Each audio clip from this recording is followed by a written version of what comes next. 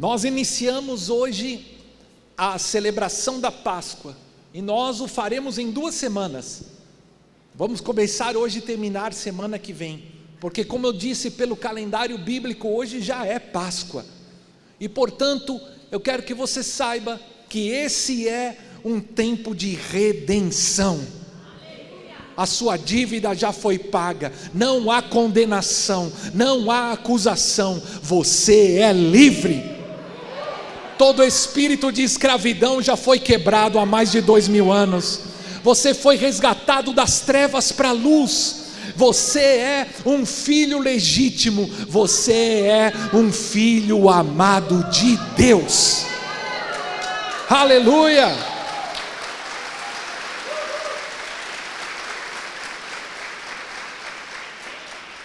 Jesus Cristo triunfou sobre o pecado, sobre a morte, sobre o diabo, e em Cristo Jesus, em todo lugar e sempre, somos conduzidos em triunfo.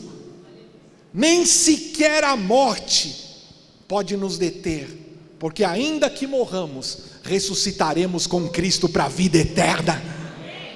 Aleluia! Há 2000 anos Cristo ressuscitou, não há o que temer. Seja livre das cadeias que te atormentam. A Bíblia diz que todos os que estão em Cristo Jesus, as coisas velhas já passaram e tudo se fez novo. Você crê? A Páscoa é uma festa de redenção. Mas o que é redenção? O que é exatamente redenção? Essa não é uma palavra que usamos todo o tempo. E uma definição simples de redenção é o livramento de algum mal mediante o pagamento de um preço. Redenção é o livramento de algum mal mediante um pagamento do preço, como um pagamento de um resgate. No tempo antigo, no tempo em que a Bíblia foi escrito, quando alguém não tinha como pagar uma dívida, ele era levado como escravo, e aquele senhor, ele ia trabalhar de graça para um senhor, até que toda a dívida fosse paga. E a redenção se daria quando se viesse alguém, um parente próximo, que fosse até aquele lugar e pagasse a dívida daquele homem, para que ele fosse livre da escravidão, o resgatasse pagando a sua dívida. Essa também é uma figura usada para prisioneiros de guerra. Está aqui um exemplo, que são soltos mediante o pagamento de um resgate. Então essa é a redenção, é o livramento do mal, livramento da escravidão, mediante o pagamento de um resgate. Agora eu quero que você leia comigo Marcos 10:35, pois o próprio Filho do Homem não veio para ser servido, mas para servir e para dar a sua vida em resgate de muitos. Jesus Cristo veio a esse mundo e deu a sua vida para nos resgatar. Ele deu a sua vida e pagou um preço pela nossa redenção, para livrarmos da escravidão e do mal.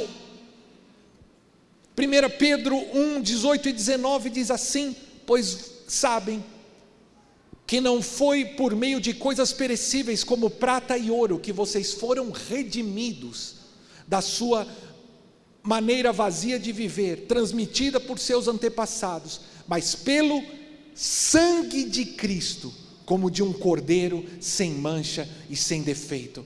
Quando Cristo foi pagar nossa dívida, comprar nossa redenção, Ele não usou nem ouro nem prata, porque a nossa vida não poderia ser comprada por dinheiro, nem por ouro nem prata.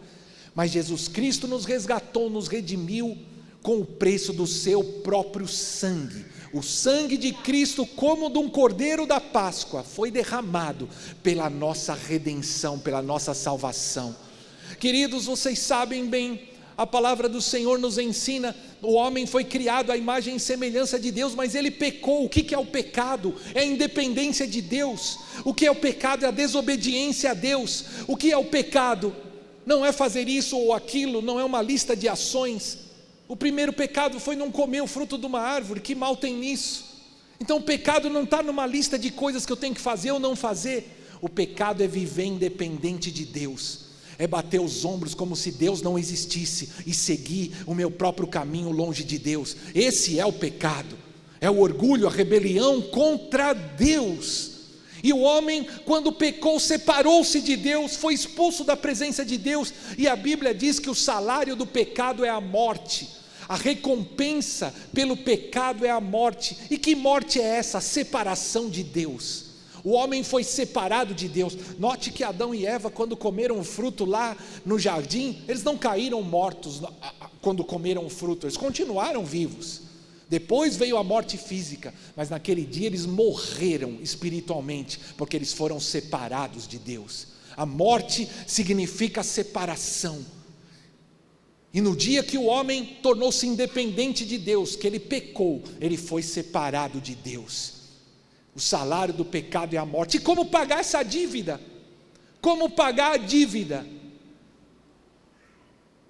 É uma dívida que não poderia ser paga, o homem não poderia pagar a dívida, e por isso o homem tornou-se escravo do pecado, de uma natureza pecaminosa. Por isso o homem tem sido até os dias de hoje escravo dos vícios, escravo de maus hábitos, uma natureza caída, tendente para o mal, escravo do diabo, condenado à morte, morte física e morte espiritual. O problema não é só a morte física, é a morte eterna. É viver para sempre, toda a eternidade separado de Deus. Essa é a consequência do pecado. E então Jesus, que é Deus mesmo, veio nesse mundo como homem. Ele viveu sem pecado e morreu em nosso lugar. Pelo seu sangue, o preço da dívida foi pago, a nossa redenção foi paga pelo sangue do Cordeiro. Perceba que o nosso valor, como o salário do pecado e a morte, você entendeu, não é? A dívida era de sangue, por isso Jesus nos comprou com o seu sangue. Deus veio nesse mundo como homem, Jesus viveu sem pecado, mas mesmo assim Ele morreu na cruz e morreu no nosso lugar, para por causa do seu sangue pagar a dívida, pagar o preço pelo nosso resgate, pela nossa redenção. Efésios 1:7 diz: nele nós temos a redenção por meio do seu sangue, o perdão das transgressões, de acordo com as riquezas da sua graça. Nós temos redenção pelo sangue de Jesus. Como nós vimos algumas semanas atrás em Colossenses, Ele tomou o escrito de dívida que era contra nós e destruiu, cravando na cruz do Calvário. Ele despojou e humilhou os nossos inimigos, triunfando sobre eles na cruz. E essa é a verdadeira Páscoa. Eu e você somos livres, eu e você temos vitória, eu e você temos acesso a Deus. Aleluia! Se você é grato por isso, glorifique-o com seus lábios, dê a Ele o seu melhor aplauso, sim.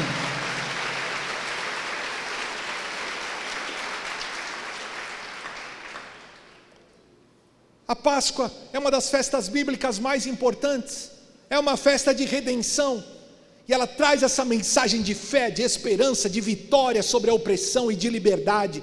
Portanto, você que está aqui nessa manhã, você é bem-aventurado. Deus te trouxe a esse lugar, Ele tem um projeto para a sua vida, Ele tem planos para você de prosperidade, de bênção, de vitória, de paz.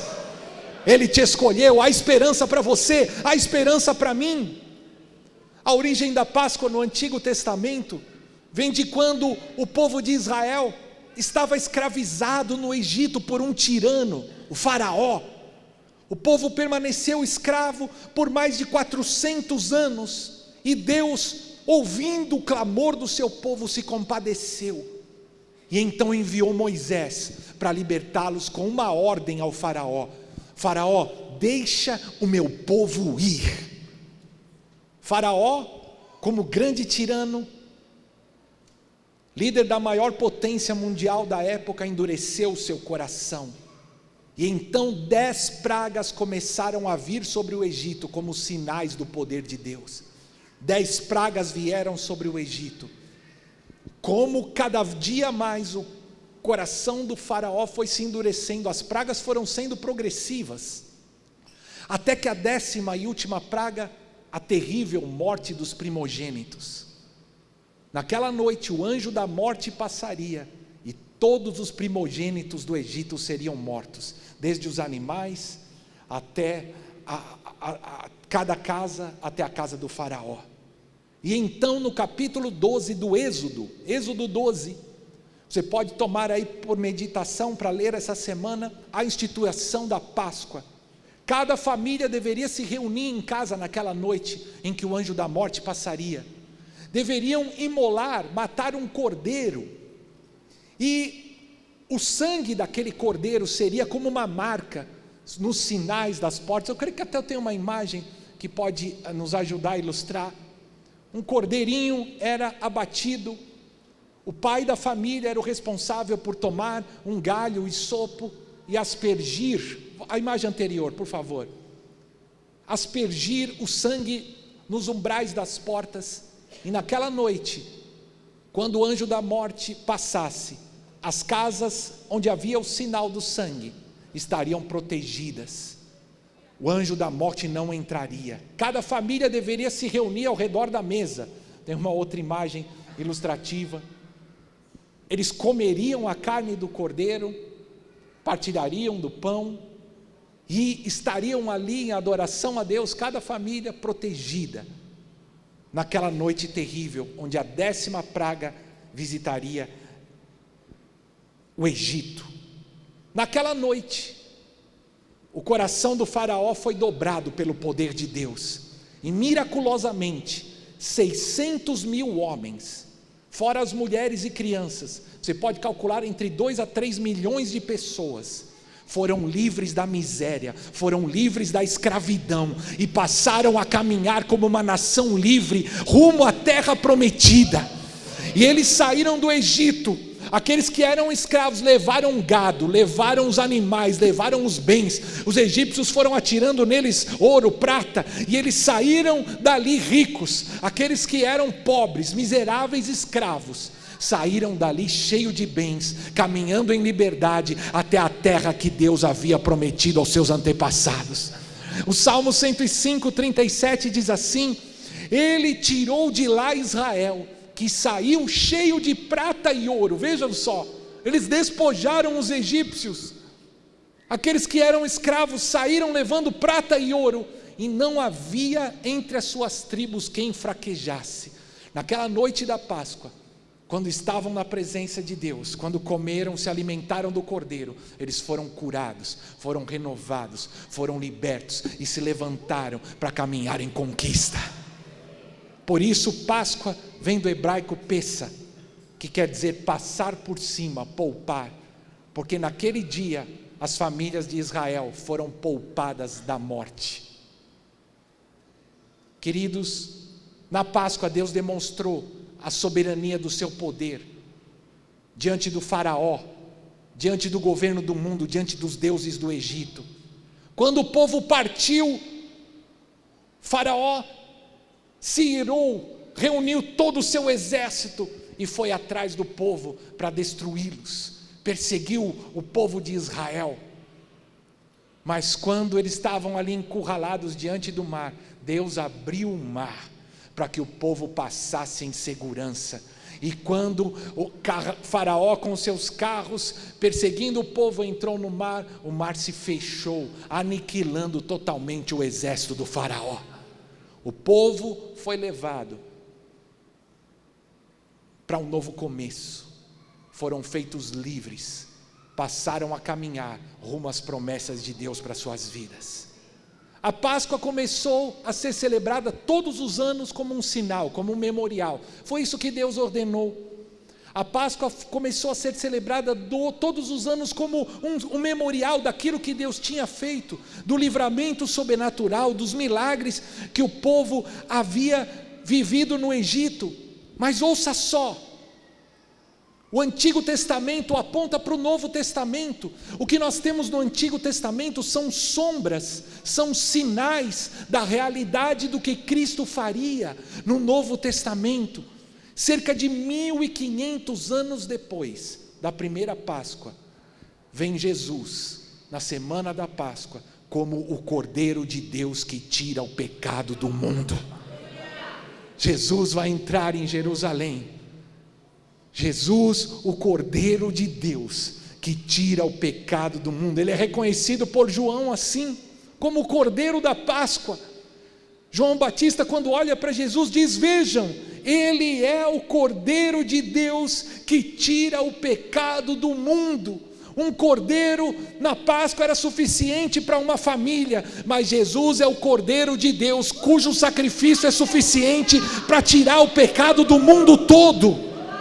Os sacrifícios do Antigo Testamento eram imperfeitos, a morte de animais inocentes era uma forma de cobrir e apontavam profeticamente para o que Jesus faria.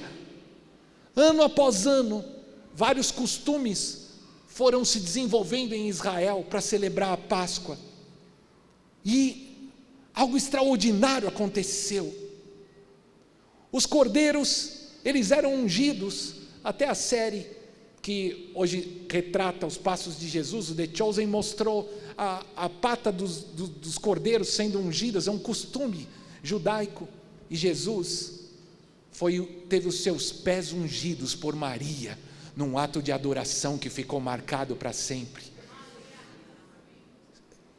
Um tempo antes do sacrifício da Páscoa, todos os cordeiros eram levados para Jerusalém, entravam pelas portas das ovelhas, e ali eles seriam inspecionados, seriam levados ao sumo sacerdote. Preste bem atenção, o cordeiro não podia ter defeito nenhum, ele tinha que atender às exigências da lei, e ali os cordeiros eram levados e passavam alguns dias sendo analisados para ver se eles eram aptos para o sacrifício. Jesus Cristo, 7 dias antes da Páscoa, entrou pelas portas de Jerusalém, montado num jumentinho, como os profetas haviam profetizado. Depois de ser traído por Judas, ele foi levado a quem? Ao sumo sacerdote, para ser inspecionado. E o sumo sacerdote, olhando para Jesus, declarou: ele é réu de morte. Em outras palavras, o cordeiro está apto para o sacrifício, ele pode morrer.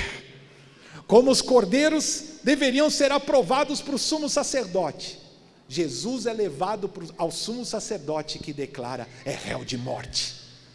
Mas Jesus não morreria só pelos judeus, Jesus morreria por todo o mundo. Por isso ele é levado também à autoridade romana.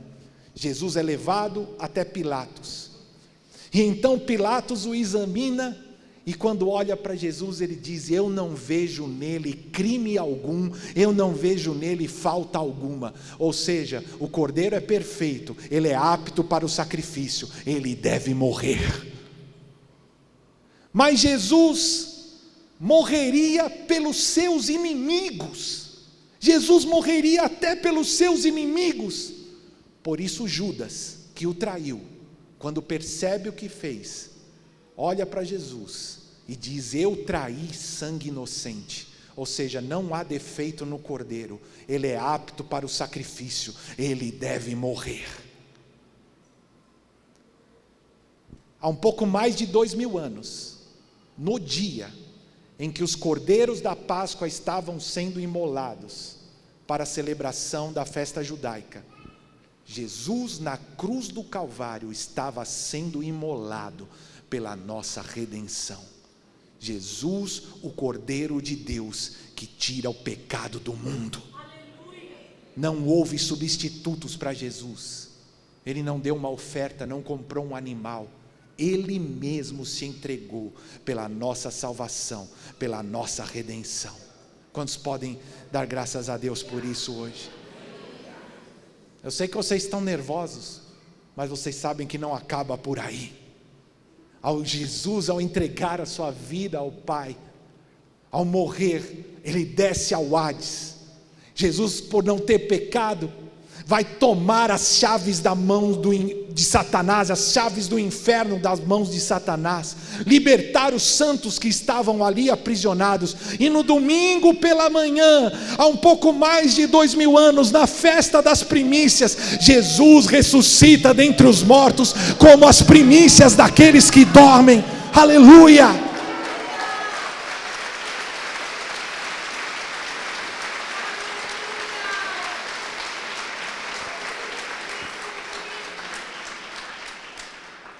Ele aparece Em primeiro lugar, a Maria Madalena. E a primeira mensageira da ressurreição é uma mulher, veja só. Quebrando totalmente os paradigmas da época. Jesus vai se revelar primeiramente, vai enviar Maria. Ela foi a primeira mensageira da ressurreição, na frente dos 12. Maria Madalena vai e conta para todo mundo que eu ressuscitei. Aleluia! Depois disso, Jesus aparece para os seus discípulos e para cerca de 500 pessoas. Jesus, ressuscitado, vai conviver com 500 pessoas durante um período de 40 dias antes de ascender aos céus. E quando ascende aos céus, Jesus transmite a sua missão aos seus discípulos: vão por todo o mundo, preguem o evangelho a todas as nações. Jesus envia os seus discípulos como testemunhas, para que fossem aos 4 cantos do mundo, anunciando as boas novas da salvação. E nós, como igreja de Jesus, somos herdeiros dessa missão. Jesus, Ele ascende aos céus, Ele vai nos preparar lugar, e Ele promete que um dia voltará para nos buscar. Aleluia! Por isso estamos hoje reunidos aqui nessa manhã. Faraó é um símbolo para Satanás, um tirano, atormentador, acusador, que quer te oprimir, que quer te escravizar. O Egito representa o sistema do mundo, um mundo que jaz no maligno e que é contrário a Deus. E nós vivemos nesse mundo, nós vivemos nesse conflito entre luz e trevas, nós vivemos nesse conflito espiritual. Há um inimigo que deseja nos oprimir, roubar, matar e destruir. Há um sistema mundano que é contrário a Deus e a sua palavra. Agora eu te pergunto, querido, há alguma área na sua vida em que você tem sido oprimido? Há alguma área na sua vida que você se sente preso ou escravizado? Eu tenho uma boa notícia para você: a Páscoa chegou, o preço já foi pago pela sua redenção. Você tem sido escravo de quê? Você pode refletir.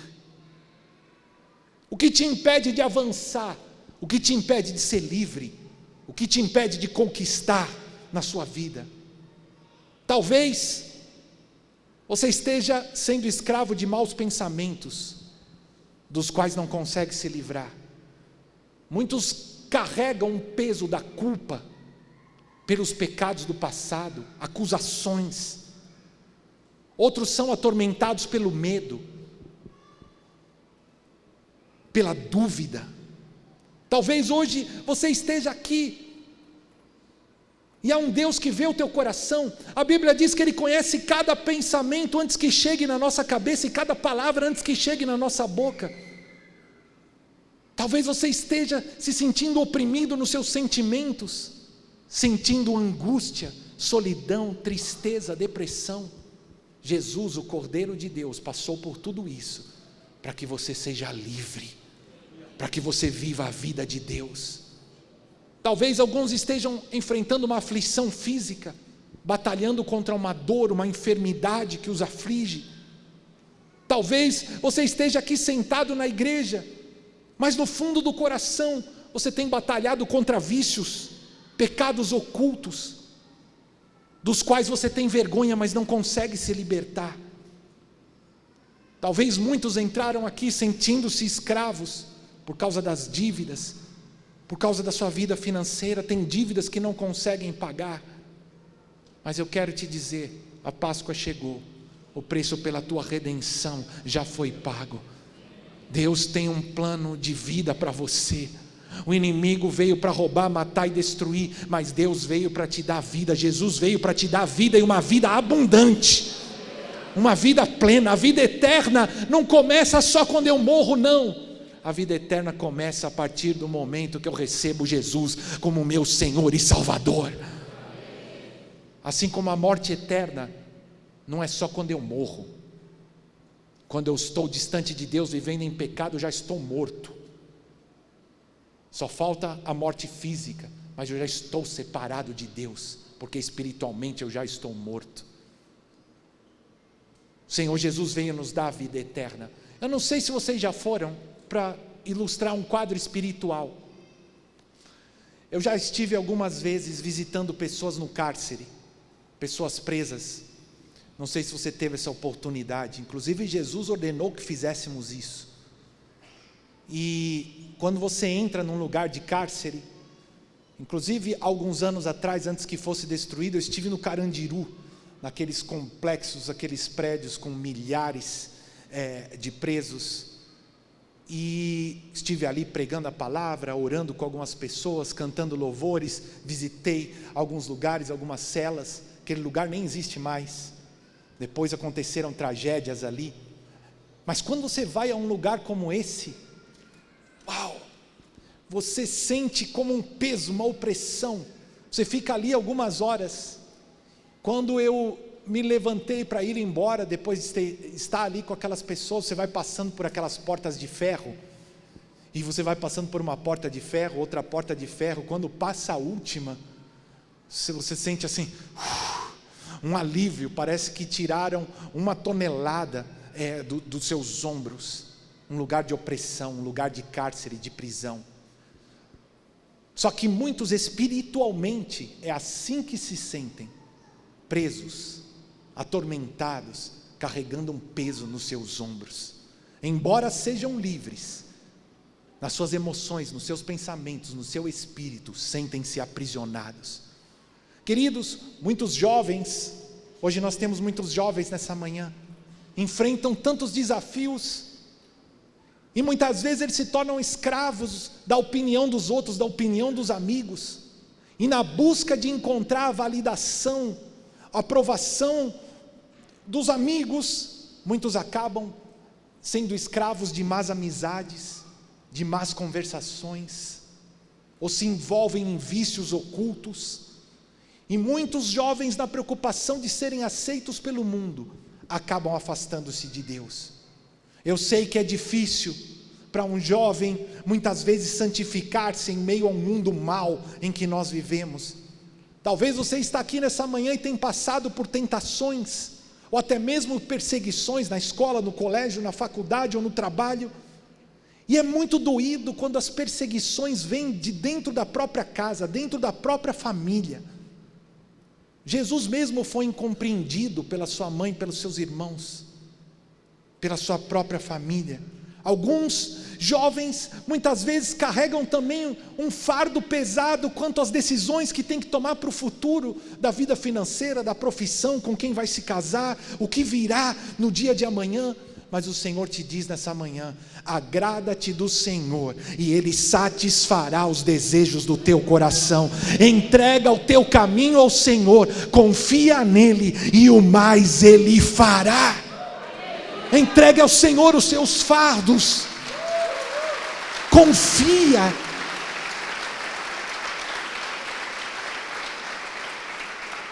Deus diz para muitos nessa manhã: Deus tem planos de te fazer prosperar, Deus tem planos de te dar um futuro de esperança, um futuro de paz. Esses são os planos que Deus tem para você, porque você é amado de Deus. Ele te escolheu sendo jovem, porque Ele tem um propósito tremendo para a tua vida. Ele quer te usar, e você será bênção para a tua casa, você será bênção para a tua família. No tempo certo, o Senhor Deus te exaltará. Igualmente, quantos homens, mulheres, pais e mães de família carregam tantos fardos e se sentem sobrecarregados, muitas vezes com medo.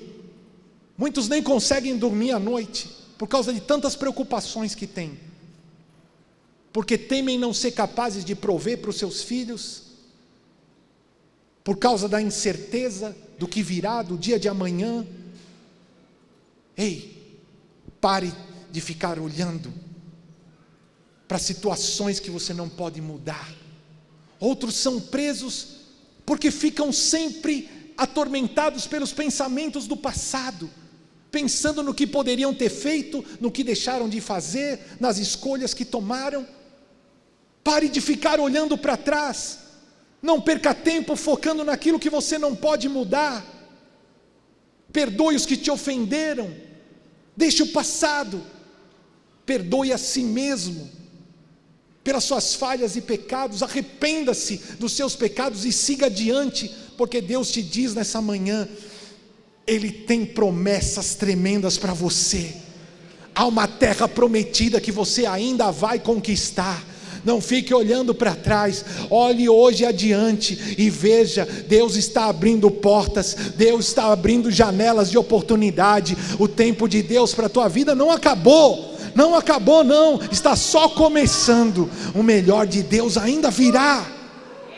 Levante-se em fé, ainda que as circunstâncias sejam contrárias. É tempo da Páscoa de redenção, de estreitarmos nosso relacionamento com Deus. Enche a tua mente, o teu coração com a palavra de Deus, consagra a tua vida ao Senhor, arrependa-se dos teus pecados, volte-se para o Senhor, Ele te diz, e Ele se voltará para você. Ele tem alívio para a tua alma. Você não está sozinho, diz o Senhor para você nessa manhã. Você tem um Pai, Ele cuida de você, Ele é o teu provedor. Assim como você cuida dos teus filhos, você tem um Pai que cuida de você. Assim como você faz o melhor para prover para os teus filhos, você tem um provedor, o teu Deus que olha por você. Ele não te deixa sozinho, Ele não te deixará, não te desamparará. O preço já foi pago, a dívida já foi paga. Portanto, o Senhor te convida hoje a lançar fora o medo, lançar fora a culpa, porque você foi feito livre. Diga para quem está do seu lado, você é livre. Você crê nessa palavra nessa manhã? Você é livre, portanto, não se deixe escravizar outra vez. Jesus há 2000 anos pagou um alto preço pela tua redenção, portanto, não se deixe escravizar outra vez. Eu quero terminar, e eu não tenho mais tempo, poucos minutos. Eu quero mostrar para vocês como a obra da cruz foi completa, foi perfeita. Numa aliança, Jesus tomou o que era nosso e nos deu o que era dele. Foi uma troca injusta, porque por causa do nosso pecado, Jesus acabou adoecendo e morrendo na cruz. Mas Ele fez isso para que pudéssemos herdar as bênçãos de Deus. Nós poderíamos até listar mais, mas eu vou listar só 5, não tenho muito tempo para explicar, eu quero que você veja, e eu sei que em alguma área você vai se identificar. 5 principais áreas que falam da troca da cruz do Calvário, do que Jesus fez por nós. Nós vamos continuar semana que vem, com a mesa do Senhor, a celebração da Páscoa. Eu quero que você preste atenção comigo. Em primeiro lugar, Cristo se fez pecado para nos fazer justiça de Deus. Você pode dizer isso comigo em voz alta? 1, 2, 3. Cristo se fez pecado para nos fazer justiça de Deus. 2 Coríntios 5:21 diz: daquele que não tinha pecado, Deus fez um sacrifício pelo pecado em nosso favor, para que nele fôssemos feito justiça de Deus. Jesus suportou o peso do pecado quando Ele partiu o pão, quando Ele compartilhou o cálice. Ele fez uma aliança com a humanidade. O peso do pecado do mundo inteiro veio sobre Jesus, por isso Ele morreu naquela cruz. Por isso, querido, por causa do sacrifício de Jesus, Jesus se fez pecado para te justificar diante de Deus. Lance fora toda a culpa que você tem carregado pelo passado, toda a acusação, todo o peso que você tem carregado. A Bíblia diz que uma vez que os pecados são confessados, eles são perdoados e Deus não se lembra mais deles. Você tem pecados que têm te atormentado? Você pode, antes de ir embora ainda, dobrar o seu joelho, confessá-los diante de Deus. E a Bíblia garante que quando o pecado é confessado, ele é perdoado, é lançado no fundo do mar, e Deus não se lembra mais dele. Jesus Cristo se fez, eu sei que eu não mereço, nem você merece, mas mesmo assim, essa é a graça do nosso Senhor Jesus Cristo. Ele que é santo, que é Deus, se fez pecado para nos justificar diante de Deus. Aleluia!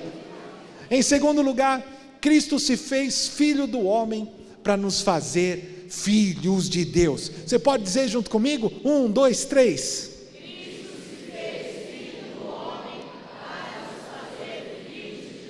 Romanos 8, 29, aquele que de antemão conheceu também os predestinou para serem conformes à imagem do seu Filho, a fim de que ele seja o primogênito entre muitos irmãos. Jesus, o Filho único de Deus, tornou-se o primogênito, primeiro entre muitos irmãos. Jesus abriu mão de ser Deus, nasceu como homem, nasceu do ventre de uma mulher, viveu debaixo das limitações do homem, foi conhecido como Filho do homem, para que eu e você fôssemos chamados filhos de Deus. Sabe o que quer dizer isso? Você é amado, você é aceito, você é filho legítimo de Deus. Aleluia, que toda rejeição caia por terra do teu coração hoje em nome de Jesus. Você não é escravo de nada, você não está perdido, você não está sozinho, você é filho amado de Deus. Você tem uma família, a família de Deus. Ainda que o teu pai e a tua mãe te abandonem, o Senhor te acolherá. Aleluia. Em terceiro lugar, Cristo se fez pobre para que enriquecêssemos. Você pode dizer isso? 1, 2, 3. Pois vocês conhecem a graça do nosso Senhor Jesus Cristo, que sendo rico, se fez pobre por causa de vocês, para que por meio da pobreza dele, vocês se tornassem ricos. Jesus, o Criador, aquele por meio do qual tudo quanto foi feito se fez, o dono de tudo, se fez pobre, e na cruz do Calvário, até a roupa do corpo, até a sua roupa do corpo foi tirada, para que você tivesse a provisão, para que você tivesse o suficiente, e ainda sobejasse, para ajudar as outros em todas as áreas da sua vida. Deus tem um projeto para você, Deus tem um plano para você. Jesus Cristo se fez pobre para que você enriquecesse. Sabe, querido, o conceito de riqueza e prosperidade para Deus é um pouco diferente desse mundo. Não quer dizer que você vai esbanjar ou ter uma porção de carros importados. Talvez Deus dê isso para alguns, mas a riqueza para Deus é você poder ter o suficiente e ainda sobejar, não só no dinheiro, mas em todas as áreas da sua vida. Sabe por quê? Porque muitos do que se dizem ricos, ou que têm muito dinheiro e bens, na verdade são pobres, porque não tem paz, não tem alegria, não tem comunhão quando está em família. O desejo de Deus é que você seja rico, ou seja, seja próspero, abençoado, tenha o suficiente e ainda sobeje para ajudar outros em todas as áreas da sua vida. Cristo foi ferido para que por suas feridas sejamos curados. Você pode repetir junto comigo? 1, 2, 3.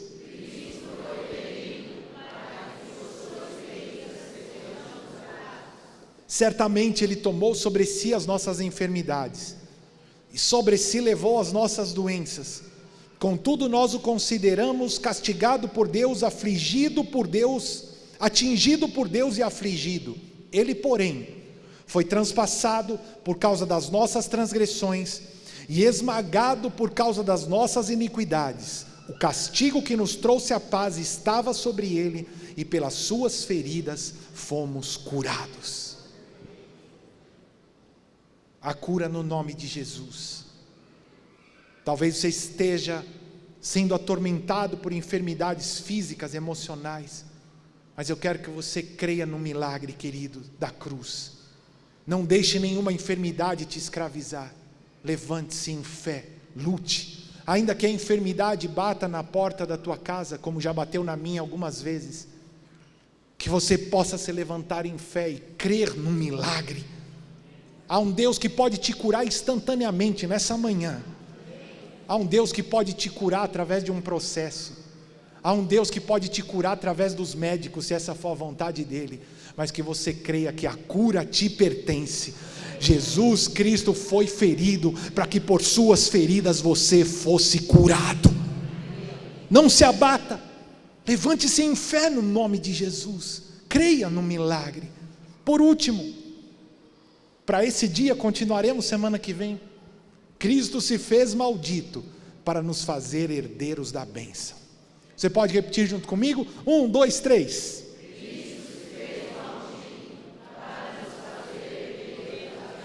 Cristo nos redimiu da maldição da lei, quando se tornou maldição no nosso lugar, pois está escrito: maldito todo aquele que for pendurado no madeiro.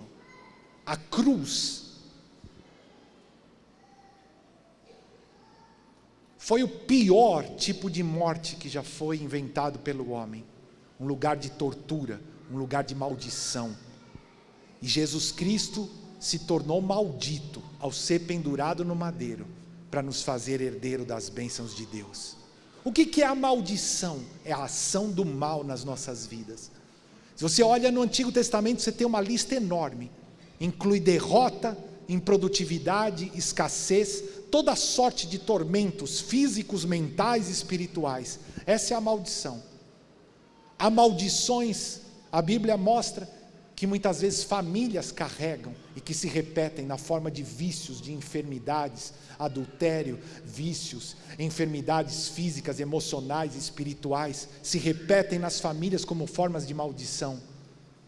Todas elas estão listadas no Antigo Testamento, mas a Bíblia diz que Jesus Cristo nos redimiu da maldição da lei, quando se fez maldito em nosso lugar.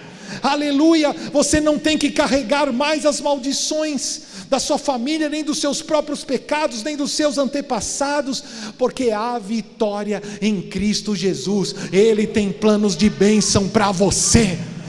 Aleluia, Ele se fez maldito para que você seja herdeiro da bênção de Deus. Você crê? Amém. Queridos, nós podemos terminar, porque teremos também o batismo hoje. A Páscoa já começou. Cristo ressuscitou. O preço já foi pago pela tua redenção.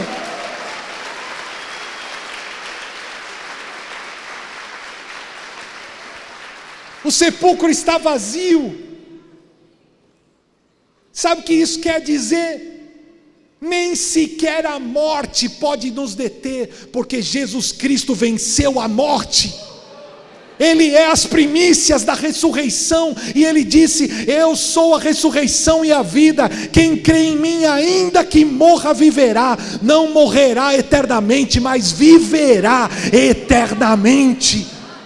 É algo muito maior do que você pode ver com os seus olhos deste mundo. Você compreende? Nem a morte para quem crê é o fim, na verdade é vitória.